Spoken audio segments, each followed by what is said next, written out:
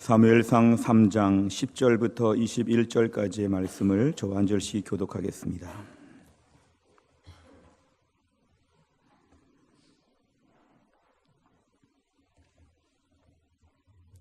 제가 먼저 읽겠습니다.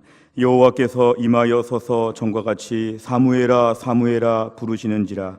사무엘이 이르되 말씀하옵소서, 주의 종이 듣겠나이다 하니, 여호와께서 사무엘에게 이르시되 보라, 내가 이스라엘 중에 한 일을 행하리니 그것을 듣는 자마다 두 귀가 울리리라.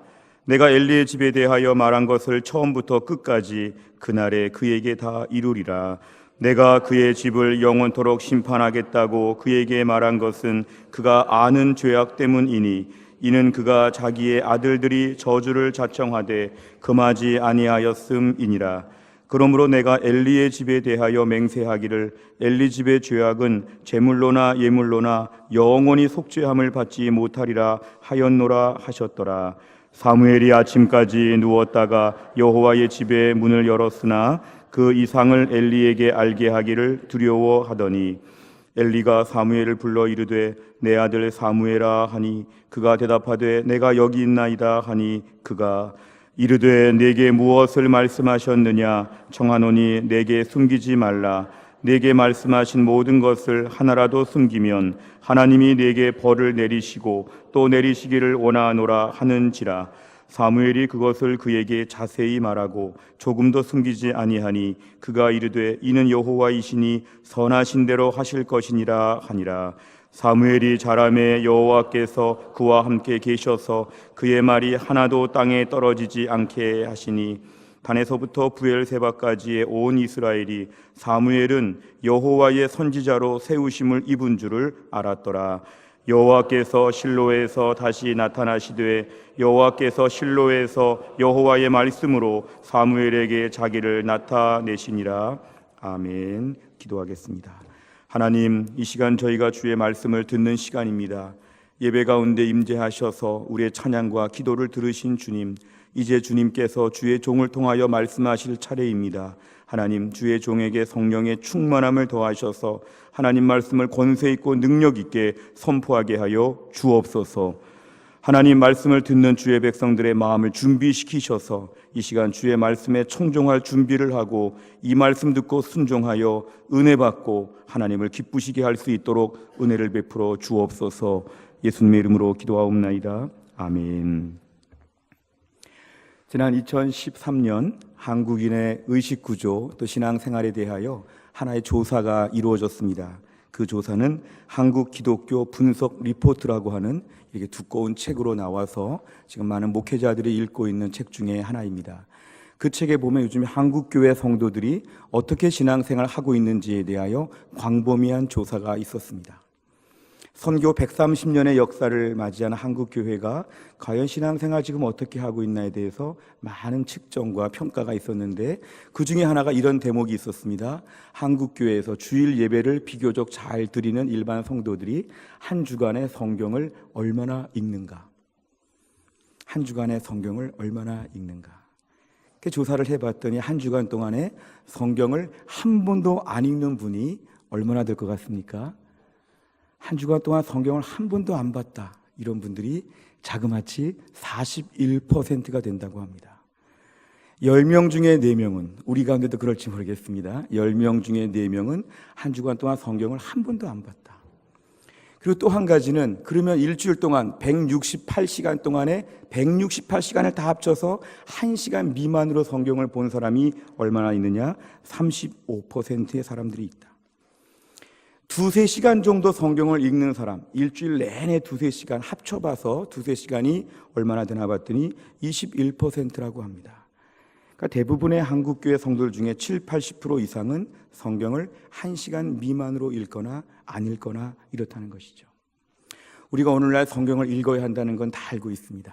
저도 어릴 때 그렇게 배웠고, 교회를 처음 등록하실 때 저도 아침에 우리 중학생 한 명을 제가 입교 교육을 했는데요, 아침에 입교 교육하면서 입교할 때부터 얘기하죠. 성경은 꼭 봐야 된다. 세례 받을 때 꼭 얘기하죠. 성경을 꼭 보셔야 됩니다. 집사, 장로 임직할 때 꼭 말씀드리죠. 성경 말씀 중심으로 일하셔야 됩니다. 성경을 가까이 하십시오. 많은 말씀을 드리지만 우리 안에 성적표를 보면은 대부분 우리도 7, 80% 안에 속해 있다는 것입니다. 한 주간 동안 바쁘게 살았는데 가만히 보니까 성경은 별로 못 봤다. 할 거 다 했는데 한 주간 동안 성경 읽으려고 했는데 돌아보니까 성경을 너무 안 봤다. 그래서 지금 2018년도를 기준으로 보면 10월 지금 정도면 마태복음 정도로 읽고 계시면 연초부터 통독을 잘 하시는 분이시죠. 혹시 우리 중에 내가 지난 10개월 동안 성경을 잘 못 봤다, 9개월 동안 성경을 잘 못 봤다는 분들이 계시면 10월부터 신약부터 시작하시기를 바랍니다. 새롭게 성경을 읽을 수 있는 계기를 우리가 오늘 만들어야 됩니다. 요즘에 스마트폰에 앱도 생기고 또 이렇게 눈이 안 좋으신 분들을 위해서 들리는 성경들도 많이 있어서 성경 통독의 다양한 방법들이 제시가 되고 있지만 솔직한 고백은 좀처럼 성경을 못 읽는 분들이 많다는 것입니다. 다 사정이 있고 다 이유가 있겠지만 결론적으로 말씀을 드리면 성경과 멀어지게 되는 만큼 우리 신앙의 수준이 떨어진다는 것입니다. 우리 관심사에서 성경 말씀 또 성경을 읽는 행위 이러한 것이 점점 멀어지게 되면 우리 신앙생활에는 반드시 부작용이 생긴다는 것입니다. 왜냐하면 그러한 분들의 신앙생활의 양태는 성경이 내 마음에서 중심에 있다가 내 마음의 중심에서 점점 변두리로 밀려나고 있기 때문에 그렇습니다.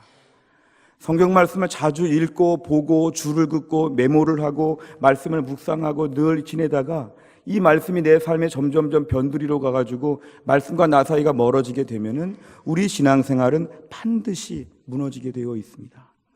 특별히 우리 안에는 관심 총량의 법칙이 있어서 성경에 대해서 관심을 많이 갖지 않으면 그 관심이 엉뚱한 데로 쏟아붓게 됩니다.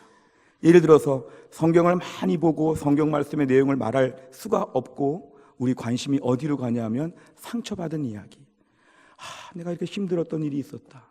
누구에게 너무 서운했다. 최근에 어려운 일을 많이 겪었다. 아니면 내가 최근에 맛집을 갔는데 맛있는 음식점이 있다. 아니면 여행 중독증에 걸려서 계속 공항을 가야 될 것 같은 이런 여행 중독증. 아니면 내 안에 다른 여러 가지 언저리가 다 내 마음에 성경이 있던 자리에 그런 것들이 다 들어와가지고 내 마음에 엉뚱한 게 다 채워져 있다고 하면 우리는 성경이 내 삶의 변두리로 밀려나고 엉뚱한 것이 마음에 주인 행세를 해서 말을 해봐도 5분만 얘기해보면 이분 성경 잘 안 보는구나. 5분만 얘기해봐도 이분의 삶에는 다른 게 지금 말씀의 자리에 대신 와 있구나. 이거를 알아차릴 정도가 된다는 것입니다. 어찌 보면 큰 건물 점점 무너지는 것처럼 우리 신앙생활에 성경이 점점 멀어지고 있으면 확실한 영적인 진리는 내 신앙에 균열이 생기고 있다는 것입니다. 지금은 좀 버틸 수 있지요. 오늘 당장 무너지지 않죠. 하지만 수순을 밟게 되면 무너지는 쪽으로 간다는 것입니다. 내년에 무너질지 올 가을에 무너질지 무너지는 쪽으로 간다는 것이죠. 왜냐하면 성경이 멀어지고 다른 것이 성경의 자리를 대체했기 때문에 그렇습니다. 사실 우리가 신앙적으로 모범생활은 이런 거죠. 우리가 성경 말씀을 가까이 하다 보면은 어떤 말을 많이 하게 될까요?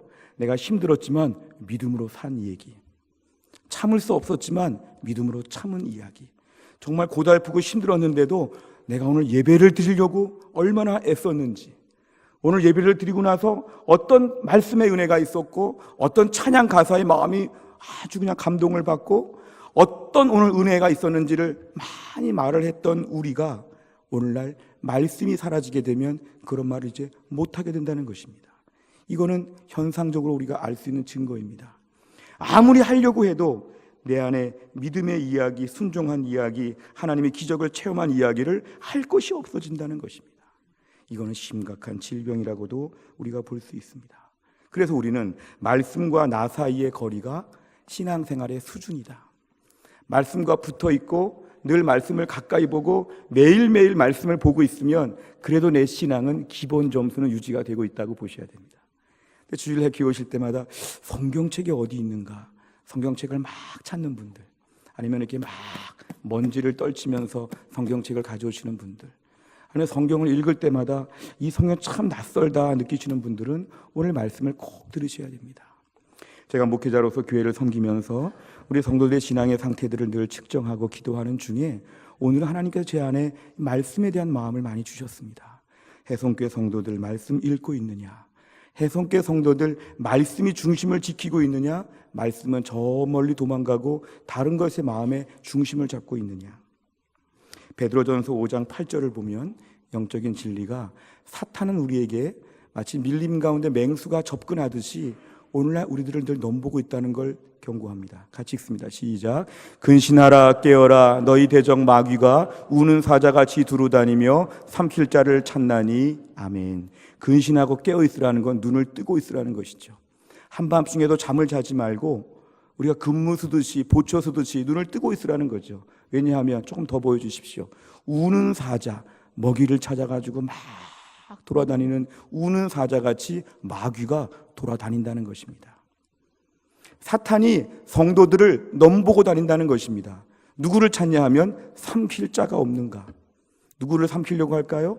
제일 취약한 사람을 삼킵니다. 우리가 영화 같은 거 보거나 이렇게 아프리카 다큐멘터리를 보면 항상 맹수라고 그냥 덤벼들지 않습니다. 가만히 지켜보고 있습니다. 가만히 지켜보고 있다가 누가 지금 늦게 뛰고 있나, 누가 무리해서 이탈했나, 누가 제일 약해 보이나를 그 맹수들이 가만히 살펴봅니다. 가만히 살펴보다가 결정을 봤으면 그 한 마리에게 집중합니다. 그러니까 집단적으로 달려들어가지고 결국에는 아무도 못 도와주고 잡혀 먹히게 되는 걸 보면 영적인 진리도 똑같습니다. 오늘 사탄이 오늘날도 믿음의 사람들을 건드리고 공격할 때 누구를 지금 찾아다니느냐, 누가 제일 취약한지를 보는데 취약하다는 것의 증거가 뭐냐면 말씀과 멀어진 사람들, 말씀이 잘 안 들리고 말씀이 너무 낯설고 말씀의 능력과 은혜와 감격을 잃어버린 사람들이 가장 집중적인 취약 대상이라는 것입니다. 그래서 우리는 하나님 말씀에 대해 생각해 볼 때 이 말씀이 목숨을 걸고 우리가 지켜야 되는 것으로 알아야 됩니다. 하나님 말씀을 볼 때 취미생활 하듯이 해도 그만이고 안 해도 그만이고 이렇게 보면 안 됩니다. 왜냐하면 말씀과 멀어지고 말씀과 낯설어지게 되면 그때부터 사탄의 리스트에 올라가는 거죠. 얘는 조금만 건드려도 폭삭 엎어지겠다. 해성교회 안에서 누가 지금 말씀과 제일 멀어져 있는가? 최근에 성경을 제일 안 읽고 설교를 잘 못 듣고 매일 큐티도 못하고 누가 지금 그런 상태로 제일 몰려 있는가? 사탄이 리스트를 가지고 다니면서 먼저 붙잡는다는 것입니다. 오늘 말씀은 우리가 하나님 말씀 앞에서 목숨을 걸어야 된다는 걸 전제하고 있습니다. 오늘 제목을 보시면 하나님 말씀에 목숨을 거는 자입니다. 좀 더 고상한 표현들이 많지만 목숨을 건다는 말은 필사적이라는 것입니다. 우리 집안의 물건들 중에도 생필품이 있죠. 생필품은 없으면 안 되는 것입니다. 하나님 말씀에 다 관심이 있죠. 하나님 말씀 다 알죠. 오늘 말씀은 목숨을 걸 수 있겠느냐 이것입니다. 교회 안에 보면 암 환자나 오랫동안 투병 생활하시는 분들 안타깝고 늘 기도하는데요. 그런 경우에 병원에서 우리에게 일정한 식생활이든지 일상생활의 지침들을 줍니다. 그러면 어떤 마음이 들까요? 건강한 사람들은 의사 선생님의 말씀을 무시할 수 있죠. 오늘 하루는 그냥 마음껏 먹겠다, 마음껏 즐기겠다, 내가 알아서 하겠다. 근데 중병에 걸린 사람들은 그런 말을 하지 않습니다. 뭐라고 할까요? 100% 순종합니다. 의사 선생님이 먹지 말라고 하면 절대로 안 먹으려고 하죠. 왜냐하면 이거 먹으면 죽으니까. 이거 먹으면 그동안 치료가 다 물거품이 되니까 목숨 걸고 내 몸을 지키기 위하여 필사적으로 그 말을 듣죠. 우리가 오늘날 하나님 말씀에 어떤 정신이 필요하냐면 필사적인 태도가 필요하다는 것입니다. 하나님 말씀대로 말씀이 있으면 살고 말씀이 없으면 죽는다. 말씀이 없으면 지금 죽거나 죽어간다. 이런 놀랍고 무서운 말씀입니다. 그래서 오늘 말씀을 들을 때는 우리가 하나님 말씀에 나는 목숨을 걸고 있느냐, 목숨을 걸 정도가 되었느냐. 하나님 말씀 다 알지만 중요한 거, 좋은 거, 은혜 받는 거 다 알지만 왜 우리가 못할까? 목숨을 걸지 못해서 그렇습니다. 학생들이 공부할 때도요, 목숨 걸고 공부하는 사람이 제일 무섭습니다. 밤잠을 자지 않고 열심히 공부하는 사람들 중에 목숨 걸고 공부하거나 목숨 걸고 일하거나 생명 내걸고 무슨 일을 하는 사람이 제일 무섭습니다. 그냥 쉬엄쉬엄 하고 돼도 되고 안 돼도 되고 이런 사람들은 무슨 일을 잘 할 수가 없죠. 오늘 말씀 앞에서는 목숨을 걸 수 있느냐. 제가 대학교 다닐 때 선교단체에서 훈련 받을 때는 간사님들이 이런 얘기 많이 했습니다. 학생들을 다 모아놓고, 얘들아, 무큐티 무밥이다. 오늘 큐티 안 했으면 뭘 먹지 말라는 거죠? 밥 먹지 말라는 거죠. 무큐티 무밥이다. 얘들아, 무통독 무신문이다. 무슨 뜻일까요? 오늘 성경 통독 안 했으면 신문 보지 말라는 것이죠. 뒤집어서 말하면 뭐죠? 오늘 큐티부터 하고 영의 양식부터 먹고 육의 양식을 먹어라. 오늘은 세상 말 듣지 말고 하나님 말씀 먼저 보고 세상 말 들어라. 우리 안에 무큐티 무밥, 무통독 무신문, 이 정도의 각오가 있어야 하나님 말씀에 집중하는 삶을 산다는 것입니다. 우리가 과연 이 정도의 집중력이 있는지, 우리가 세상을 너무 낭만적으로 봐서 쉽게 보는지, 세상을 어렵게 보고 신앙생활이 영적인 전쟁임을 알고 믿는지 중요한 것입니다. 신앙생활은요, 호화로운 유람선 타고 다니면서 시나 노래를 읊고 있는 게 신앙생활 아닙니다. 신앙생활은요, 포탄이 날라오고 사느냐 죽느냐 넘어지느냐 고꾸라지느냐 물에 빠지느냐 전투함 같은 마음을 가지고 우리가 신앙생활 하셔야 됩니다. 신앙생활 만만하게 보신 분들 일찌감치 넘어지고 일찌감치 무력화됩니다. 아마 이게 적군의 포로가 됐는지도 모릅니다. 사탄이 아예 리스트에다가 단골 손님으로 등록했는지도 모릅니다. 오늘 말씀 앞에서는 목숨을 걸 수 있어야 된다. 오늘 본문 이야기를 해드리겠습니다. 이스라엘 백성들이 광야 생활을 마치고 이제 가나안 땅에 도착했습니다. 오늘 본문에는 사사기 시대 거의 말렵입니다. 자, 사사기 시대적 배경 우리가 다 아시죠? 꿈에도 그리던 가나안 땅에 도착을 했습니다. 물리적인 환경이나 지형적인 특징은 가나안 땅입니다. 적과 꿀이 흐르는 가나안 땅, 가나안 땅에만 도착하면 모든 게 다 해결되겠다고 했던 그 상상의 나래를 폈던 가나안 땅에 왔습니다. 근데 문제는 가나안 땅에 들어온 다음에 이스라엘 백성들의 마음이 어떻게 됐을까요? 안일한 마음이 들었습니다. 이런 마음이죠. 가나안 땅에 도착했으니까 하나님 설마 내쫓으시랴. 하나님이 가나안 땅에 데려오기 전까지는 못 갈까 봐 두려워해서 쩔쩔맸는데 가나안 땅에 철포덕 들어왔으니까 가나안 땅에서 이제 우리가 어려움을 겪으랴. 그러나 하나님과의 관계가 어그러지게 되면서 약속의 땅에서 고통받는 이야기가 사사기 이야기입니다. 오늘날도 결혼할 때 남녀가 서로 만나서 연애할 때 결혼 못할까 봐 서로가 서로를 그렇게 잘해주고 정말 목숨을 줄 것처럼 다 해주고 세상에서 제일 착한 사람처럼, 제일 인내심이 좋은 사람처럼, 제일 부자처럼, 제일 호인처럼 잘 해주지만 어떤 가정을 보면은 어려워지는 이야기가 결혼하고 달라지는 커플이 있죠.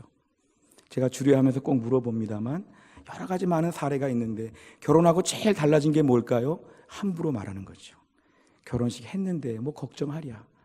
내 아내고 내 남편인데 무슨 일이 설마 있으랴.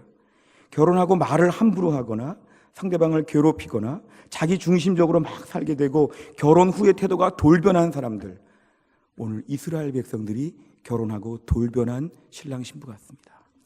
약속의 땅에 들어왔는데 뭐 구태여 그렇게 옛날처럼 막 하나님 해야 될까? 그냥 가나안 신도 좀 믿고 하나님도 좀 믿고 적당하게 좀 섞어서 그냥 하면 되지. 그렇게 우리가 믿음으로 쩔쩔매며 살아야 되느냐? 하나님 너무 귀찮게 하시지 마십시오. 좀 자유를 주십시오. 이러면서 이들이 교만하고 기고만장해가지고 안일한 마음을 갖게 되었을 때 이들은 하나님과의 관계가 깨어지게 되었습니다. 아무리 큰 집사라도 하나님과의 관계가 깨진다면, 아무리 가나안 땅에 도착해도 하나님과의 관계가 깨지니까 가나안 땅은 그때부터 축복의 땅이 아니라 축복의 땅에서 어려운 시절을 겪게 되었습니다. 하나님이 이 시대에 주신 이민족이 누구였냐면 블레셋이었습니다. 하나님이 중간에 이스라엘 주변에 이민족들을 배치해 놓으시고는 가끔 쳐들어가게 하셨습니다. 막 미디안 족속이 쳐들어오질 않나, 아람 나라가 쳐들어오지 않나, 오늘 블레셋이 쳐들어오지 않나. 쳐들어오면서 하나님이 충격을 주시죠. 이러면 안 된다, 이러면 안 된다. 하지만 하나님이 충격 주시는 것에도 외면하고 그냥 자기 갈 길을 막 갔습니다. 그러다 보니까 국가적으로 오늘 본문 당시에는 너무 암담한 시대였습니다. 백성 전체가 부패했습니다. 특별히 엘리 제사장도 부패했습니다. 공동체가 다 망가졌습니다. 하나님이 시내산에서 그렇게 말씀 가르치면서 하나님 1년 동안 합숙훈련시키면서 하나님 율법을 가르치고 오제사 7절기를 가르치고 믿음으로 꼭 살아라 너희는 내 백성이다. 하나님 말씀 다 주셨지만 완벽하게 어긋났습니다. 하나님 마음대로 살겠습니다.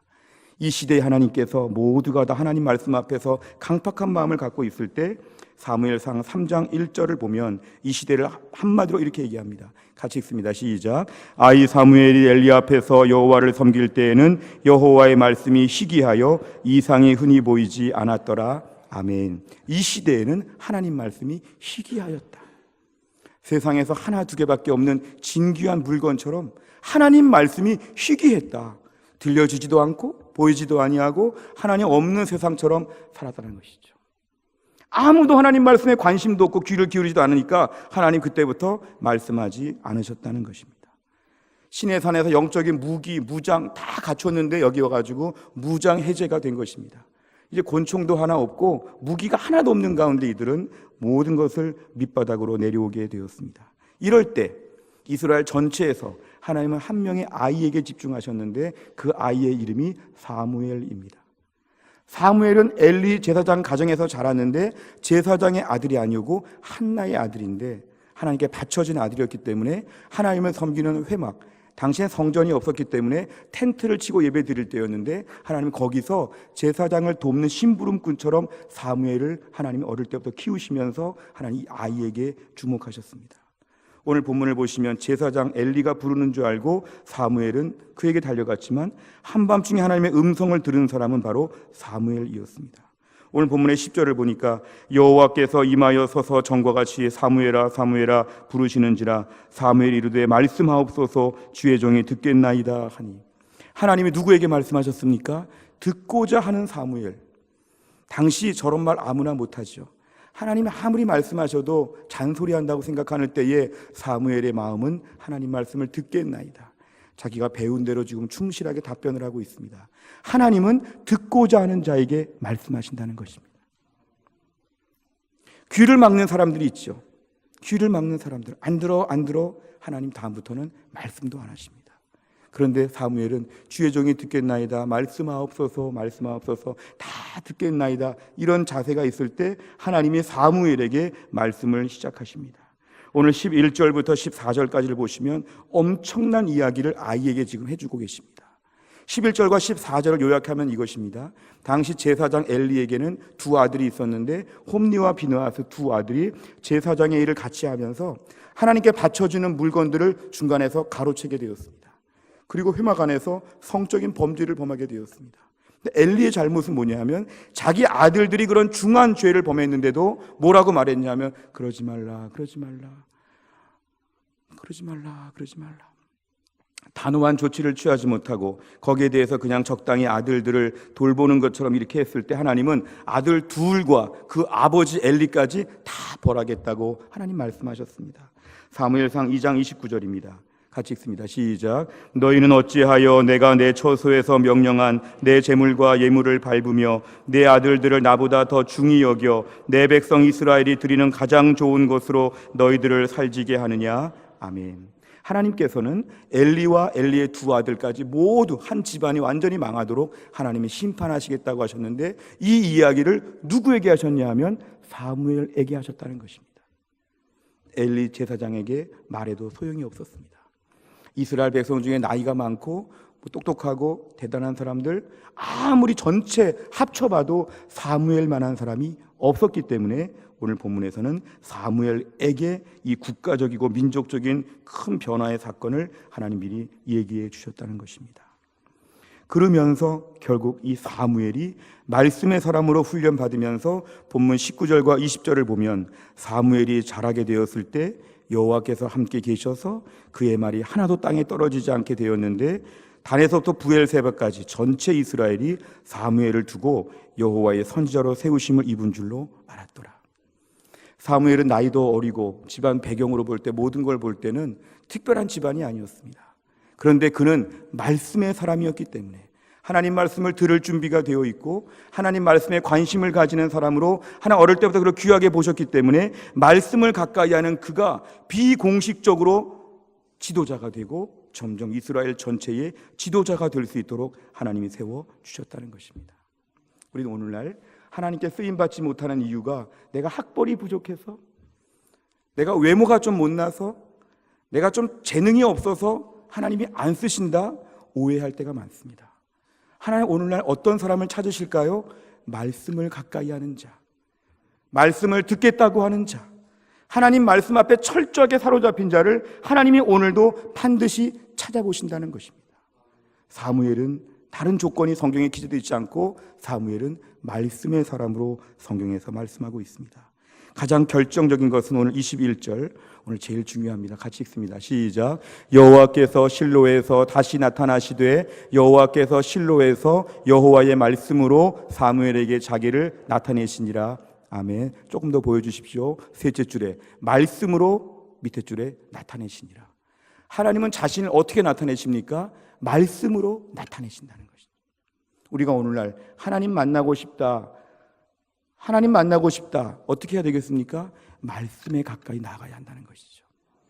오늘날 신비주의나 이단들이 환상을 봤느니 뭐 특별하게 뭐가 있었느니 헛것이 보이고 뭐 여러 가지 신비적인 얘기를 많이 합니다.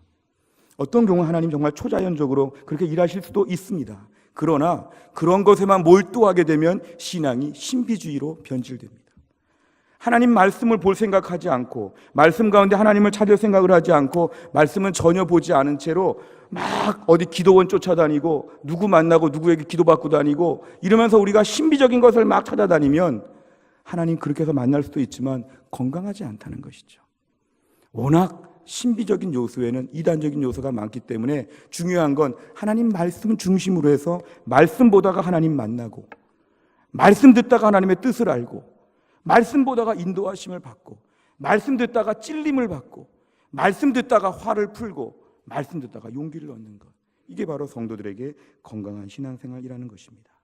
하나님 어떤 분이십니까? 말씀으로 자기를 나타내신다. 우리가 오늘 말씀에 목숨을 걸어야 됩니까? 하나님 만나야 되기 때문에 그렇습니다. 왜 말씀에 목숨을 겁니까? 목숨을 걸 정도의 가치가 있기 때문에 그렇습니다. 하나님 안 계셔도 그만, 말씀 안 하셔도 그만, 내가 알아서 살겠다, 이렇게 되면 하나님 말씀 가까이 하지 않아도 괜찮지요. 근데 우리 인생이 얼마나 헷갈리고 어렵고 힘든지, 하나님 말씀 붙잡고 하나님의 지시하심을 받고 하나님의 음성을 듣지 않으면 살 수 없기 때문에 하나님 말씀이 우리에게 오늘날 하나님 만나게 하는 통로가 된다는 것입니다. 그래서 우리는 말씀으로 하나님 만난다고 하는 이 확실한 진리를 오늘 붙잡아야 됩니다. 오늘 본문의 21절에 말씀으로 자기를 나타내신다, 밑줄을 그셔야 됩니다. 이 말씀 꼭 붙잡아야 됩니다. 하나님 왜 이렇게 눈앞에 안 보여지느냐고 불평하지 마시기 바랍니다. 오늘 본문에 보면 말씀으로 나타내시니라. 말씀 보다가 야 하나님 감사합니다. 말씀 보다가 하나님을 만나는 축복, 말씀 보다가 하나님이 내 곁에 계신 것처럼 안아주시고 보살펴주시고 함께 하시는 것을 말씀 보다가 체험하는 것, 이런 하늘의 신령한 은혜를 다 누리시기를 주의 이름으로 축원합니다. 우리가 오늘 말씀 앞에서 집중하게 될 때에 가장 중요한 통로는 뭐냐 하면 매일 말씀 앞에 서는 것입니다. 매일 말씀 앞에 서는 것입니다. 그러기 위해서 우리 교회는 날마다 솟는 샘물을 권면하고 매일 큐티하는 걸 권면하고 있습니다. 하나님 말씀은 폭식이 불가능합니다. 오늘 잘 먹었으니까 며칠을 버티겠지? 불가능합니다. 오늘 말씀 잘 들었는데 내일 당장 약합니다. 왜냐하면 사탄이 어떠죠? 삼킬 자를 찾고 돌아다니기 때문에. 어제까지 말씀 잘 보더니 오늘 말씀을 안 보네.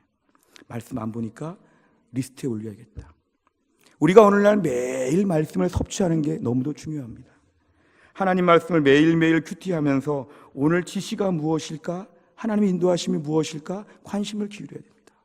어떤 분들은 깰 때 보니까요, 깨자마자 스마트폰 보시는 분들, 깨자마자 게임하는 청년들, 깨자마자 텔레비전, 신문, 어떤 분들은 깨자마자 공부, 깨자마자 일.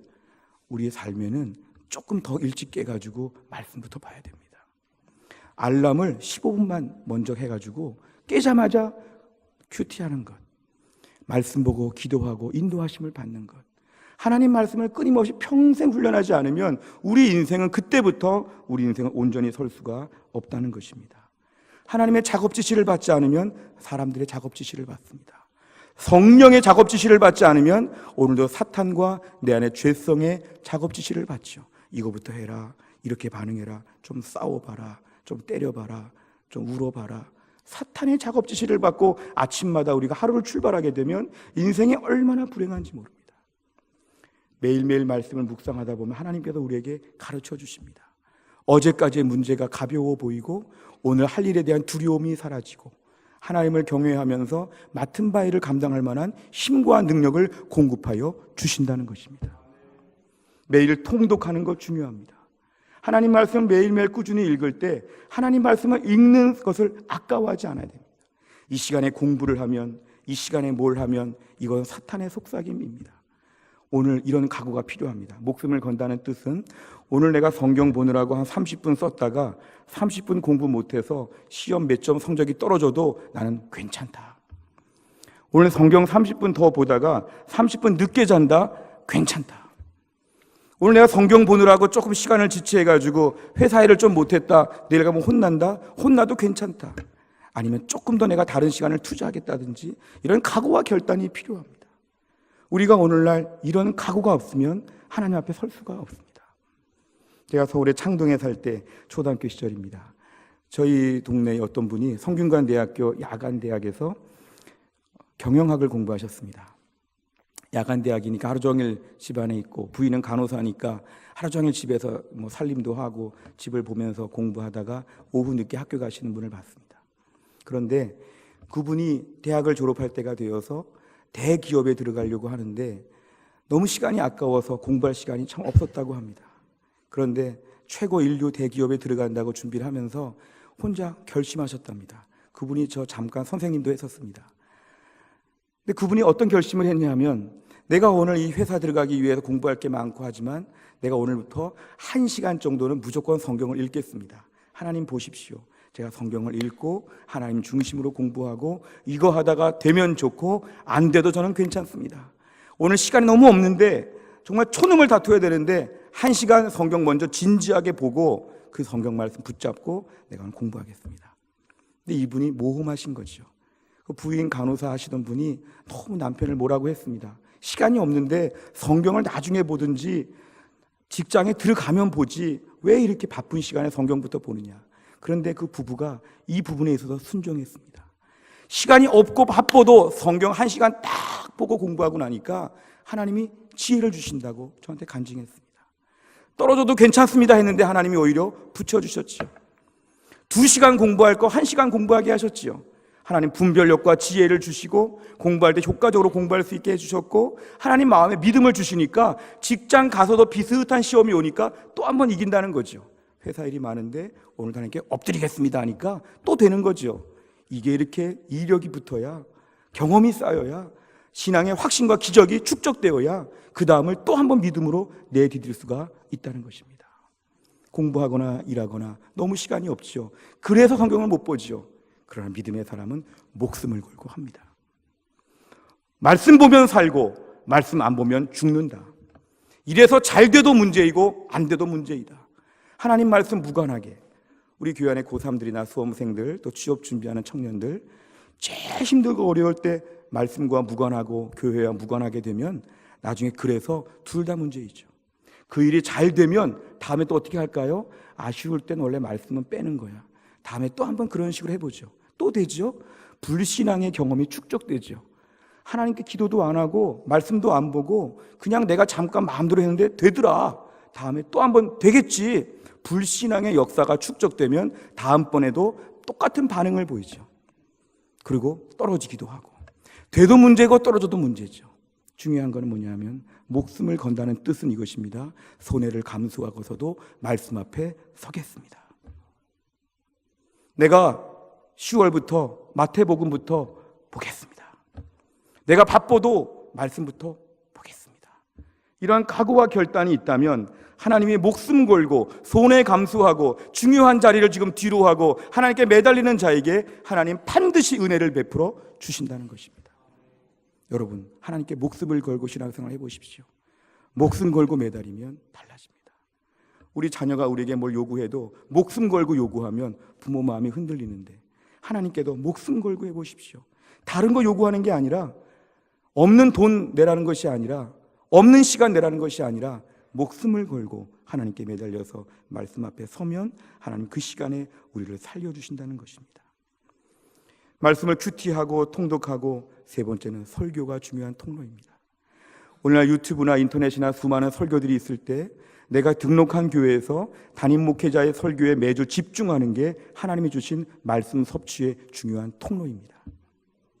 주식을 멀리하고 야식을 먹거나 외식을 많이 하거나 간식을 먹게 되면 신앙은 불균형적으로 기울게 됩니다. 중요한 건 하나님 말씀 앞에서 청종하는 훈련. 데살로니가전서 2장 13절입니다. 같이 읽겠습니다. 시작. 이러므로 우리가 하나님께 끊임없이 감사함은 너희가 우리에게 들은 바 하나님의 말씀을 받을 때에 사람의 말로 받지 아니하고 하나님의 말씀으로 받음이니 진실로 그러하도다. 이 말씀이 또한 너희 믿는 자 가운데에서 역사하느니라. 아멘. 중간에 보십시오. 하나님의 말씀을 받을 때에 사람의 말로 받지 아니하고 사람의 말로 받는 경우도 있다는 것이죠. 초월적인 부분, 초자연적이고 신비적인 건 이게 신비입니다. 하나님 오늘 이 자리에 임재하심을 믿는다.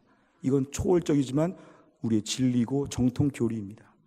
하나님이 오늘 주의 백성들에게 말씀하신다. 정통 교리죠. 목회자를 통하여 오늘 말씀을 주신다고 믿는 게 정통 교리입니다. 우리가 오늘날 하나님이 나에게 주시는 은혜의 통로를 다 마다하고 뭔가 과외하고 다른 쪽으로 간다는 것은 학생들이 학교 멀리하고 학원 가는 거랑 똑같습니다. 하나님 말씀 앞에서 오늘 우리가 하나님이 주시는 은혜의 통로를 소중하게 생각하고 하나님 말씀을 하나님 말씀으로 받는 것, 그것이 매우 중요합니다. 제가 올해 교회 제자 훈련 시키면서 훈련생들에게 하나님 말씀에 대하여 나누고 함께 점검하는 중에 하나님 말씀을 정말 잘 흡수하게 되면 그 말씀으로 살아나는 역사들을 보게 됩니다. 하나님 말씀 한 편 한 편을 들을 때마다 그 말씀을 하나님 말씀으로 소중하게 받게 되면 그 말씀이 내 삶에 변화를 일으키고 하나님이 나를 향한 사랑이 증명된다는 것을 많이 보게 됩니다. 하나님 말씀 앞에 무관하게 되면 그 말씀 가운데 아무 은혜를 받지 못하면 점점 더 우리가 그런 쪽으로 기울어진다는 것입니다. 성경에 관련된 좋은 책들을 보거나 교회에서 양육 세미나나 제자 훈련을 받거나 뭔가 말씀에 가까워지는 훈련들을 끊임없이 하면서 우리 안에서 하나님을 온전히 믿어야 합니다. 이렇게 우리가 말씀 앞에 집중할 때에 이 말씀이 우리를 살려낸다는 것이죠. 우리 생각에 말씀이 살리나 돈이 살리지, 말씀이 살리나 환경이 좋아져야지. 그렇지 않습니다. 예수 믿는 사람은 환경과 관계없이 말씀의 능력으로 기뻐할 수 있는 사람들입니다. 예수 믿는 사람들은 말씀 붙잡고 하나님을 봤다고 생각하는 분들입니다. 말씀만 들었는데 하나님 내 옆에서 안아주시면서 속삭여주시는 것처럼 말씀을 듣는다면 이게 바로 말씀을 듣는 자들의 축복이라는 것입니다. 이렇게 우리가 말씀에 집중하게 되고 통로를 귀하게 여기게 되면 하나님의 놀라운 축복을 해주십니다. 첫 번째 축복이 뭐냐면 우리의 믿음이 강해지게 만들어 주십니다.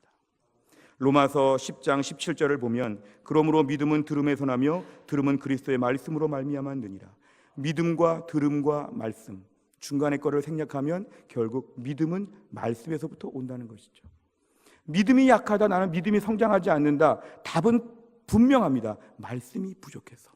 말씀으로 듣고 믿음이 생기는데 우리 안에 믿음이 약하다는 것은 말씀이 부족하다는 증거입니다. 오늘 왜 성도들이 영적인 조울증에 빠집니까? 충천했다가 왜 깔아앉습니까? 말씀이 불안정하기 때문에 그렇습니다. 말씀을 꾸준히 큐티하고 꾸준히 통독하고 매주 설교 말씀을 잘 정리해서 소화해서 내 것으로 만들고 이렇게 안정적인 영적인 생활을 하다 보면 우리 안에서는 믿음이 강해진다는 것이죠.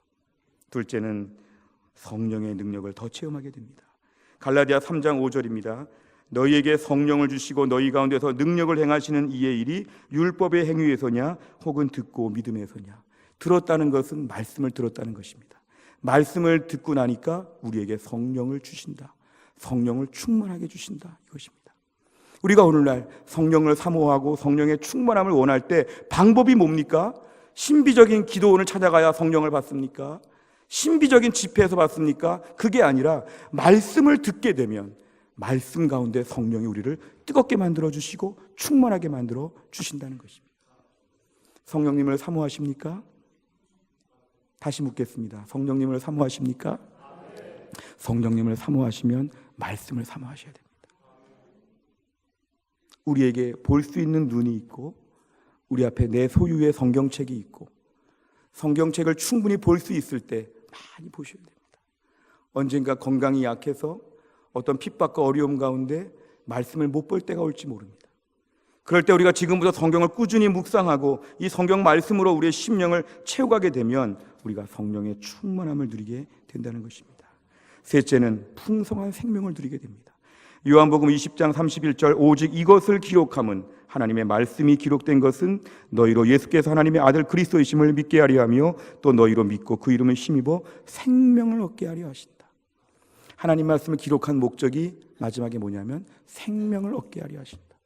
예수 믿는 자의 생명은 무엇이냐면 지금 병원에서 마지막 순간에 임박한 임종하기 직전의 환자의 그 가냘픈 생명력이 아니라 운동선수 같은 왕성한 생명력입니다. 예수를 믿고 나서도 왜 이렇게 무기력하고 침체되느냐? 생명력이 부족해서 그렇죠. 그럴 때 방법은 뭐냐 하면 말씀을 가지고 우리가 힘을 얻게 된다는 것입니다.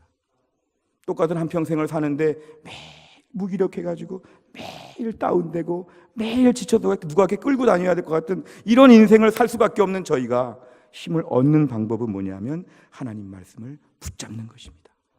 말씀에 생명이 있어. 이 말씀을 붙잡아야 우리가 일어설 수 있다는 것이죠. 마지막 넷째는 영적 무장을 할 수 있습니다. 에베소 6장 17절입니다. 같이 읽습니다. 시작. 구원의 투구와 성령의 검 곧 하나님의 말씀을 가지라. 아멘. 영적 무장 중에서 하나님의 검, 칼이 뭐냐 하면 말씀이라는 것이죠.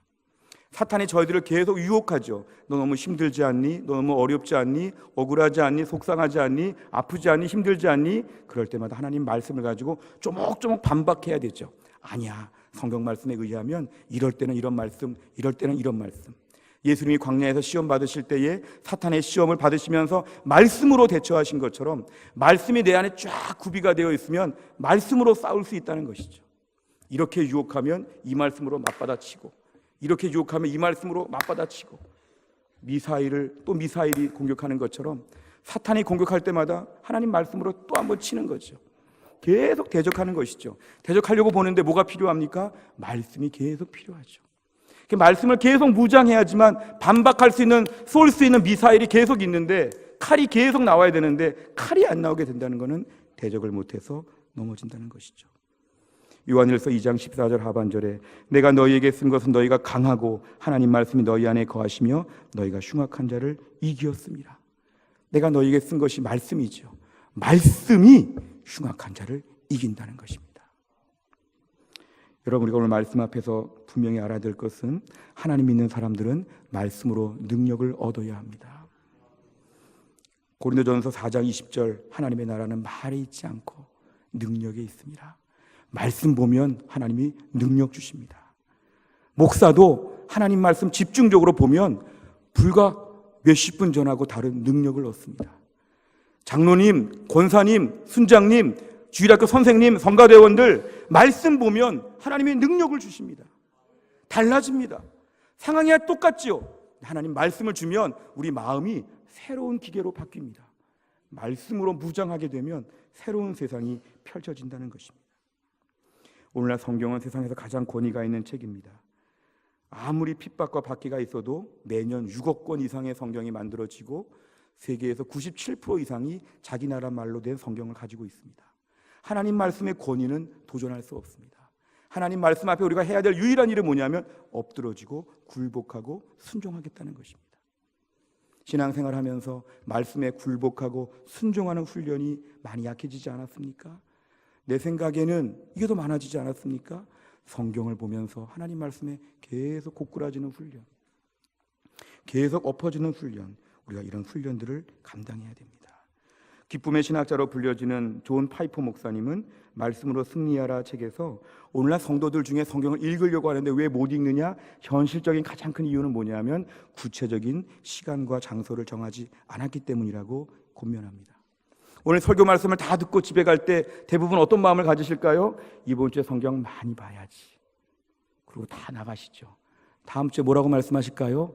봤어야 됐는데 못 봤다. 분명하죠. 그 다음 주 또 그러실 겁니다. 오늘 집에 가실 때 결단하셔야 됩니다. 성경은 언제 어디서 볼 것이다. 어디를 볼 것이다. 큐티를 언제 어디서 할 것이다. 이런 것을 계획하셔야 됩니다. 준비하셔가지고 거기에 대해서 목숨을 걸어야 됩니다. 목숨 걸면 하나님이 은혜 베풀어 주십니다. 내가 목숨 걸고 하나님 말씀에 집중해 보면 하나님 반드시 우리에게 은혜를 베풀어 주실 것입니다. 한 주간 동안 저희가 살면서 무엇보다 어디에 목숨을 겁니까? 하나님 말씀에 목숨을 거는, 우리 좌우에 말해 보실까요? 말씀이 있으면 살고 말씀 없으면 죽습니다. 아멘. 한 주간 동안 저희가 진정 말씀 앞에 엎드리는 신실한 주의 백성 다 될 수 있기를 주의 이름으로 축원합니다. 함께 시간 찬양 한 곡을 제가 드리고 싶습니다. 제가 주중에 오늘 말씀을 준비하면서 이 찬양을 여러 번 불렀는데 오늘 가사가 오늘 본문과 너무 비슷합니다. 말씀 앞에서 경외함으로 주께 홀로 섭니다. 생명의 말씀을 읽고 순종해서 주를 예배합니다. 다 함께 믿음의 고백을 드리겠습니다.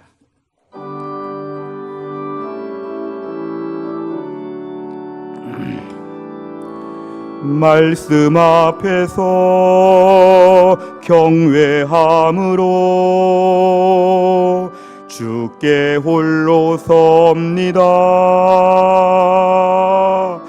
생명의 말씀 읽고 순종해 주를 예배합니다.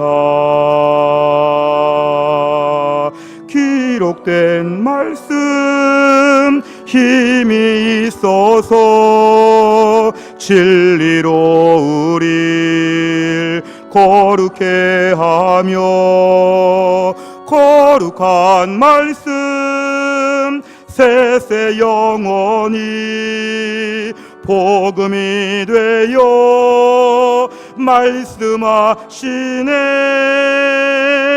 하나님 말씀에 두려워 떠는 자, 그 말씀에 생명을 거는 자, 한 사람 찾으시는 주님의 약속을 믿어 하나님 말씀에 운명을 거는 자,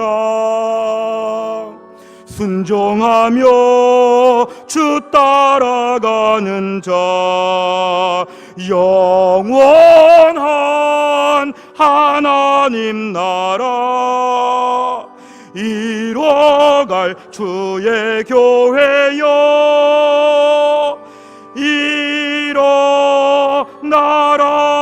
일어나라. 주 말씀은 우리를 구원에 이르는 지혜이니 목숨과 내 뜻 다해 그 말씀에 복종하라. 하나님 말씀에 두려워 떠는 자, 그 말씀에 생명을 거는 자, 한 사람 찾으시는 주님의 약속을 믿어 하나님 말씀에 운명을 거는 자, 순종하며 주 따라가는 자, 영원한 하나님 나라 이뤄갈 주의 교회여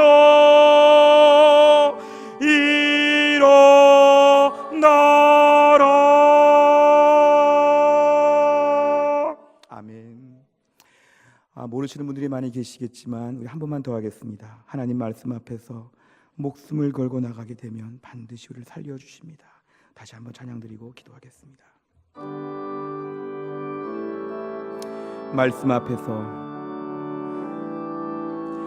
말씀 앞에서 경외함으로 주께 홀로 섭니다.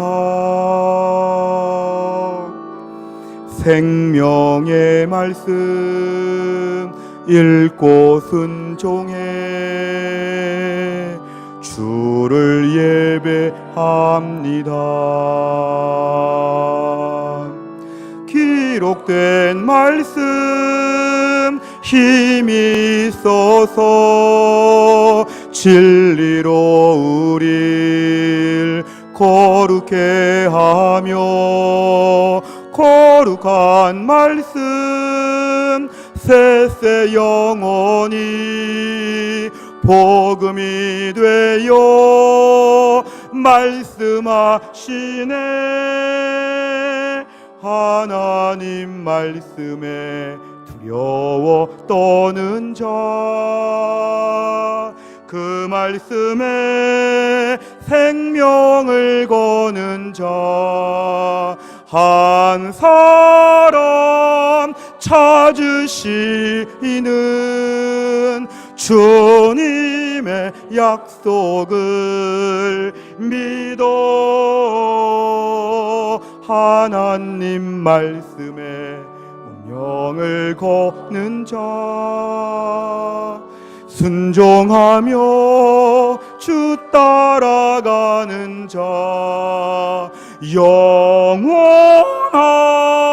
하나님 나라 이뤄갈 주의 교회여 일어나라.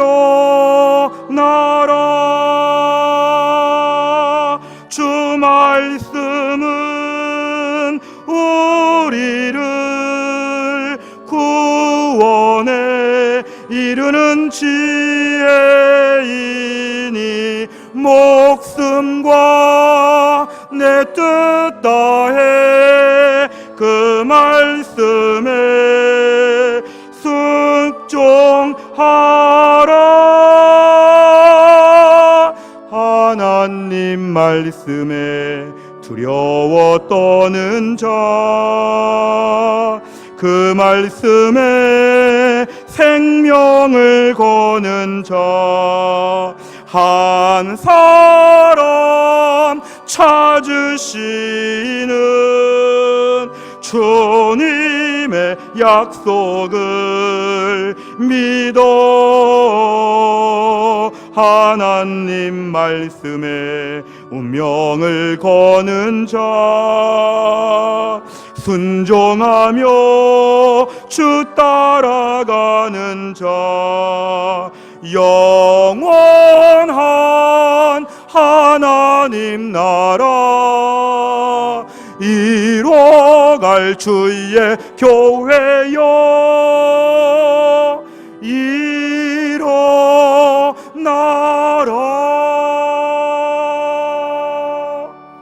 하나님 아버지, 오늘 저희가 주 앞에 나와서 하나님 말씀 앞에 목숨을 걸기로 다짐합니다. 말씀을 보면 좋은 건 알지만 말씀 앞에 목숨을 걸지 않아서 말씀이 주변 변두리로 밀려나고 엉뚱한 이야기하고 엉뚱한 생각으로 가득 찬 저희들을 용서하여 주옵소서. 이번 한 주간 동안 말씀의 사람이 되게 하셔서 말씀 보다가 모든 피곤과 손해를 감당하고 말씀 앞에서 부들부들 떨면서 말씀의 인생 전체를 내걸 수 있도록 하나님 붙잡아 주옵소서. 해성교회 성도들 이제 10월부터 마태복음부터라도 다시 보게 하여 주시고 하나님 말씀을 꾸준히 보는 가운데 말씀 앞에서 하나님이 나타나신다고 하셨는데 하나님을 날마다 배울 수 있도록 축복하여 주옵소서. 예수님의 이름으로 기도하옵나이다.